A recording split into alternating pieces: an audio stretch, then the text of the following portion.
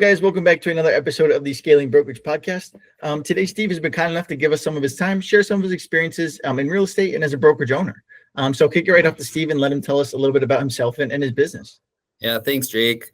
So I'm Steve Link. I'm the broker and owner of a auction and real estate company in the upper Midwest. It's called Pfeiffer's Auction and Realty. And we specialize in rural properties, agricultural properties, ranch land, farmland, and that type of property throughout the upper Midwest. We're a smaller brokerage, but we have a big footprint, and we get a lot done with the size of our company. I love it. And I noticed from the notes here, you're over in Minnesota. Is that correct? Yeah, so we're licensed in Minnesota, North Dakota, South Dakota, Montana, Wisconsin, and Nebraska, and then down in Arizona as well too, is where we're licensed at. I am right now in Moorhead, Minnesota, which is right on the border of it's Fargo, Moorhead. And so that's where I'm located at. But we have auction centers and real estate centers near Bismarck, North Dakota, near Sioux Falls, South Dakota, and then in Bowman, North Dakota, which is the southwest corner of the state. And we are going to add some auction facilities here right outside the Fargo area as well too in the near future. So that's kind of our main footprint, and then it seems like we get a lot done within that 100 to 200 miles from those centers. So that's awesome. Hey, that's awesome. It's great to be spread so far across the country. Have so many different opportunities. Well, and I'm glad you mentioned that, because that's kind of our model compared to a lot of residential real estate brokerages where you have a lot of agents in a certain office. We want to spread out our agents. So a lot of our agents will office right out of their home. They have the luxury of coming into those different centers that we have, but they'll really office out of their pickup trucks or cars. I'm sure you hear that a lot, but these agents for us do that. And the agents that we have working for us, they can sell traditionally like everybody's used to, the traditional listing, and set a price on it and bring it to the market that way.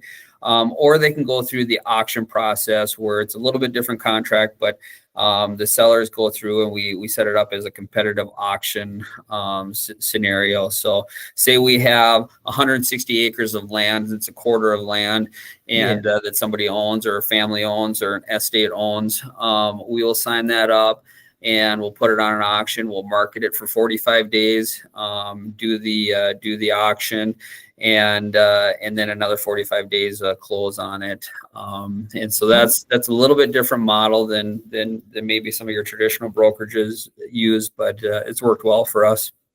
That's awesome. Yeah, and then absolutely right. If we're expanding, going into new territories, we've got to be doing something right. That's awesome. Exactly.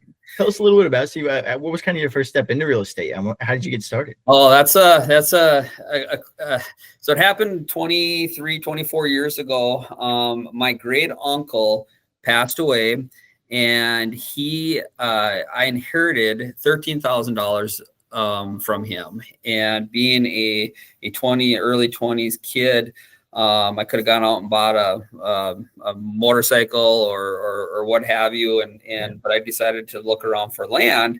And at the time, land in North Dakota was very reasonable price, and so I used that $13,000 to put a down payment on land. And the person that I bought it from was Kevin Pfeiffer, hence the name of the company, and he was already starting a company, and so. And so buying that land and going through that process, I learned, and then I grew up on a farm, but I learned a little bit about buying land outside of where I actually farmed. And it was something that I was going to purchase, rent out to farmers. And I learned that whole process. And I'm like, light bulb kind of went off. I talked to some of the people that I associate with a lot. And I said, hey, I think I'm going to get into real estate, and I'm going to specialize in agricultural property and farmland. and they thought it was a fantastic idea. I thought it was a fantastic idea. I was not married yet. I didn't have children yet, and so my responsibilities were fairly limited, and so I could take that dive, go get licensed, and I moved from central Minnesota to eastern North Dakota because I saw this opportunity throughout North Dakota and western Minnesota, and it took some time to build up my network. North Dakota is a small state in population. There's only 800,000 people in the whole state of North Dakota. I didn't know that little, or that little people, I should say. So the networking that you can do in a state like this is a little bit different than maybe other areas, but it's really easy to get to know people. And so, but it did take some time to get my legs under me, but yeah, it was really inheriting $13,000, which really in today's money, that's super small, but back in the mid 90s, or late 90s, that had been actually the early 2000s. That was enough for me to get a down payment on some land and learn the process. That's awesome. That's awesome. That's a very unique way to get started. A lot of it, it's friends, family, someone in the industry kind of showing them the ropes.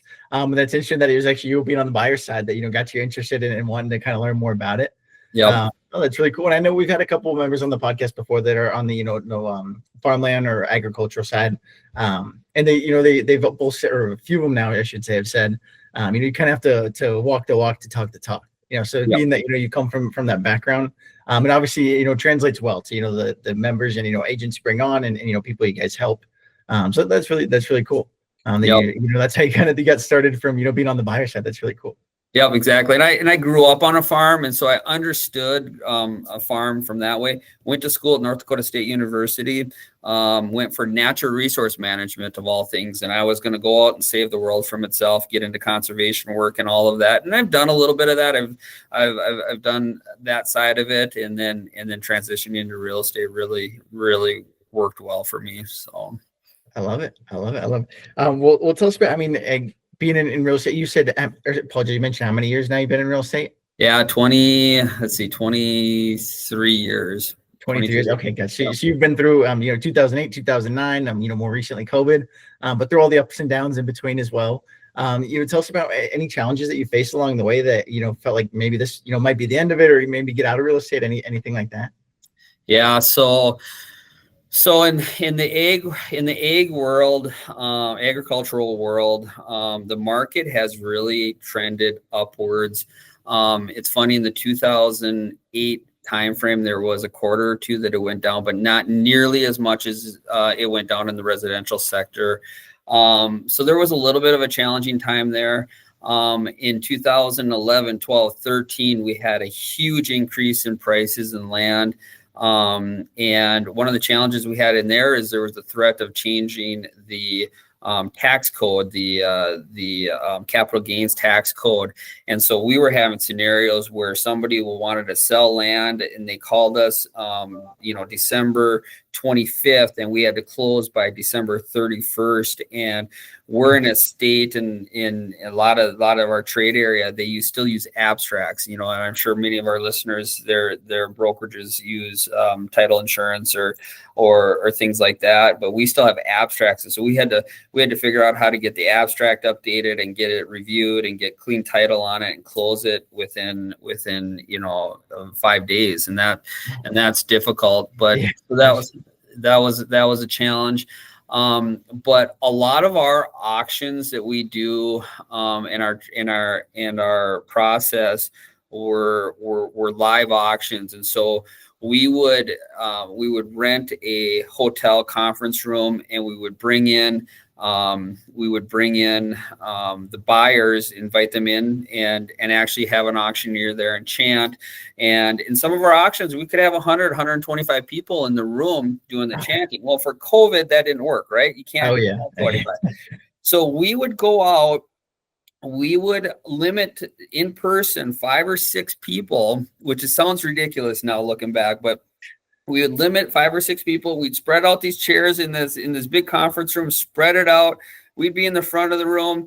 we would have it simulcasted over the internet, and so buyers could participate online, and then the people that were not comfortable at that time, they could come in person. But we were fluid enough to figure out how to navigate those times, because we had already started doing some of our auctions online, and so that was an interesting time for us. But it really catapulted the buyers to learn how to participate in our process online. And so coming out of COVID, and when we could get back to normalcy on our auctions, people they continue to buy online. And so now we have online only auctions, and we have some of our simulcast auctions. We'll only have maybe 10, 12 people in the room, and the rest of the bidders are participating online. And awesome. So it was a challenge. We rose to the challenge, and it became an opportunity for us afterwards. So I love it. Yeah. And I mean, on the residential side, you definitely saw with the agents, at least, the online space for, finding buyers, finding sellers, being able to do and complete transactions became a lot more, common, I should say, online. Yeah. The day to day, and buyers and sellers not feeling as strange, making and having real estate transactions be completely carried out online. A lot of those agents, don't use the office and things like I think you kind of alluded to earlier nowadays. So there's definitely some big changes post COVID, like you mentioned. But it's awesome you guys were able to kind of roll with the punches a little bit. One thing I did want to bring up that I know has been mentioned in the past, with kind of some similar brokerage owners, or similar style brokerages, I should say, is a lot of the farm and land deals, there's not a lot of repeat customers, as you may see in the residential side. So how are you guys able to constantly get in front of more new people, get in front of new deals and opportunities? How do you guys manage being able to do so? Yeah, so on the buyer side, we do have more repeat customers there. We track our buyer profile, and 80% of our buyers are producers, so farmers, area farmers and stuff. 20% are investors. But pre-COVID, we were having 100 auctions in a year. Post-COVID, we've gone up to 200 to 250 auctions in a year. And so many days we'll have 3 or 4 auctions in the same day, and in the same area. And so finding the buyers, we've had pretty good luck on identifying the buyers. There's been a tremendous amount of wealth that's gone into the agricultural side of producers, and so and investors using the 1031 process and such have come to us quite regularly. Identifying the sellers is a challenge, and that's a challenge for any brokerage. I don't care if you're in residential or commercial or what have you. And so, you sort of find those sellers, and the profile of our sellers is typically estates, meaning, and the reason they're selling is because of generational transfer. So mom or dad died, and then the kids have it. Well, when I say kids, they might be in their 60s or 70s. The next generation is at the stage that they're probably in retirement, and that property ownership gets spread out between 5, 6 to 10 to 12 people. And so they're choosing to sell that asset versus to split up the cash rent that's coming in on it, and or what have you. And so identifying that is a challenge. It's a challenge to make sure that you give all the parties, when you have multiple sellers, that they're all on the same page, that they're all working together, they're all working towards a common goal. When there is infighting on a seller, one person wanted to keep it, one person wanted to sell, and the other ones were neutral on it. Well, then you almost have to make 4 or 5 different sales pitches within the same transaction, and to make sure you can communicate with everybody. Some people like text messages, some people like email, some people like phone calls. Especially that generation, if we're working with 67-year-olds, they still like the phone call. So those are challenges that we do, and I don't know if there's any trick to the trade. Again, You get to be the expert on it. We talk about, and similar to, I think, what you're doing with your podcast, if you teach the market, then you become the expert, and people come to you. And so we're really open. We give land seminars and talk about what the market is doing, and what buyers and sellers are facing in this market. And so we'll do that, and we'll do that in front of 5 people. We'll do it in front of 150 people throughout the year at different locations. And that's really worked well for us, that we're teaching the market. It's a lot of work, but it's worthwhile. I love it. I love it. I love it. Well, and tell us a little bit about, I know you mentioned, expanding, being in multiple different markets. How are you able to do that along with, recruiting inside of new territories, places you maybe, only been a couple of times, not very familiar with. How are you able to do that? Yeah. The biggest challenge is the distance between properties and becoming familiar with that localized area. And so I use a lot of computer tools and mapping programs and soils, and I'm a student of all of that. But to recruit good sales agents for us has been a huge challenge. Like many brokerages that are probably listening to us, most are 1099s, right? They need to be self-starters. They need to be entrepreneurial. They need to be smart. They need to love what they're doing. They need to do all this stuff. But it's a challenge to get them to come in and not have that steady income right away. And it takes a little bit while to scale up to sell a lot of property. Our model works. It works really well, especially for agricultural farmland and such. But it's tough to find that person that is good with people, good with technology, can handle maybe a slow start. It's really rewarding if you see it through after 6 months, a year, 2 years. It's super rewarding. But that beginning part can be a little bit rough, especially if you're used to making good money, to transition into something like this as a full 1099. Yeah, absolutely. No, and it absolutely can be for agents, making the change from, agent to brokerage owner. It can be difficult, most definitely. Well, that's awesome. Do you guys do anything, I know you mentioned it can be kind of difficult to find the right agent. Do you guys do anything for marketing in in other territories, territories where you're not, primarily or like residing in? Yeah, we have not, to be quite transparent on that, we have not done a great job of recruiting new agents in outside of our current territory. It's something that we're looking at doing. It's something we're looking at going forward, but we haven't quite cracked that code on how to recruit good agents in new territories for us. So. Understand. No, it can definitely be difficult. And I know that, many brokerage owners, before on the podcast, just in life, but, expanding new territories and not, have had it gone exactly like they thought it would. Exactly. So it can definitely be difficult, and especially if we don't have a big knowledge of the market, maybe we're having some trouble connecting. It can be big to, get some outside resources, other people that, may have already recruited in that market, how they could be helpful.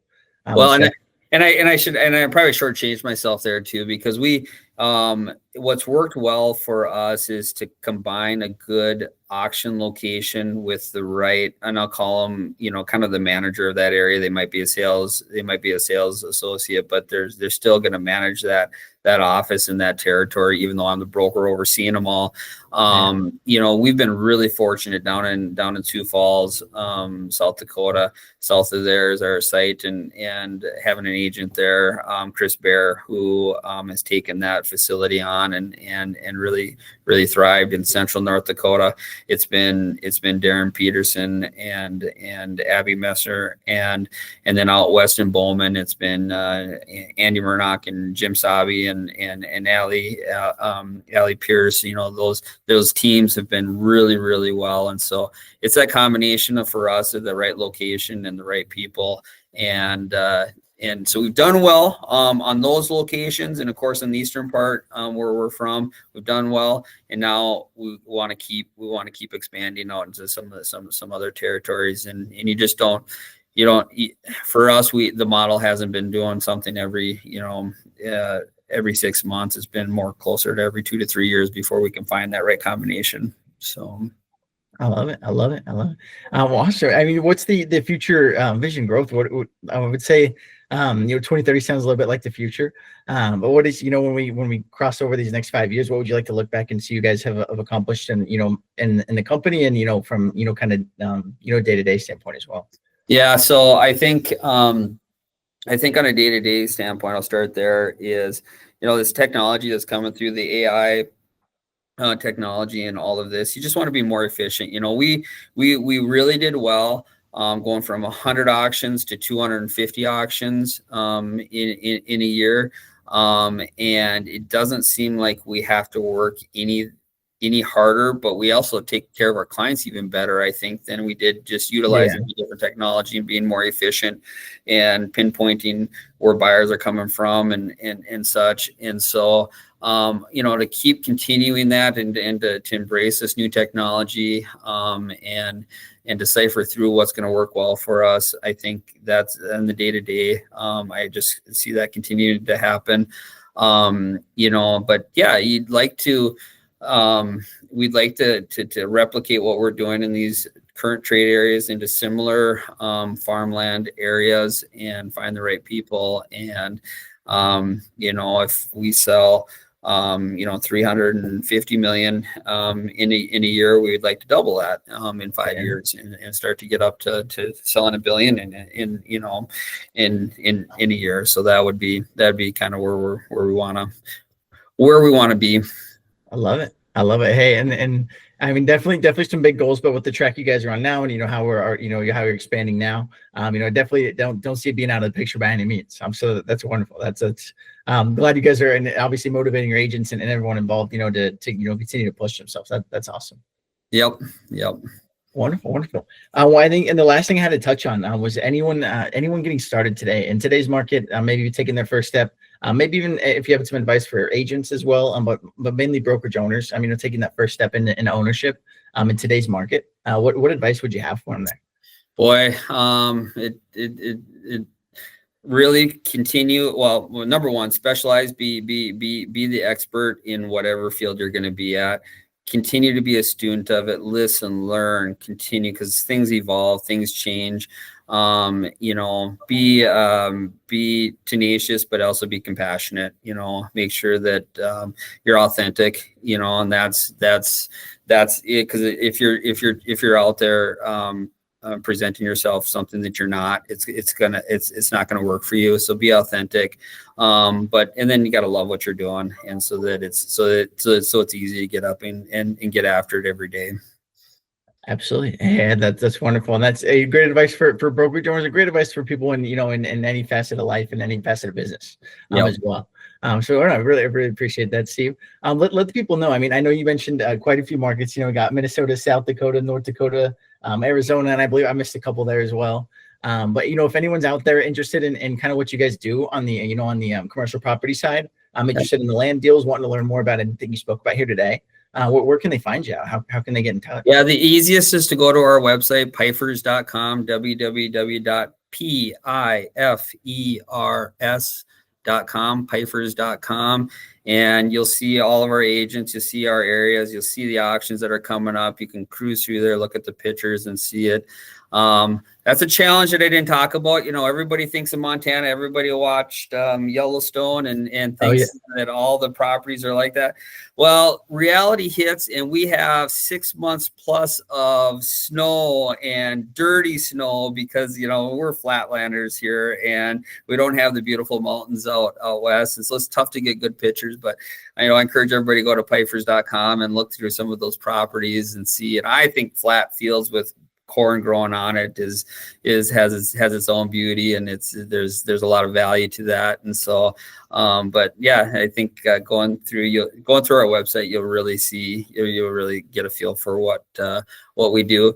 We do some podcasts as well too, and they can click on that and listen to some of our experts that we bring into studio. So I love it. Well, hey guys, we'll link you down below. So we'll link you right there to pifers.com. So if you guys have any questions, want to check anything out, check out any of the podcasts that Steve has done with anyone else as well. They'll be linked there for us.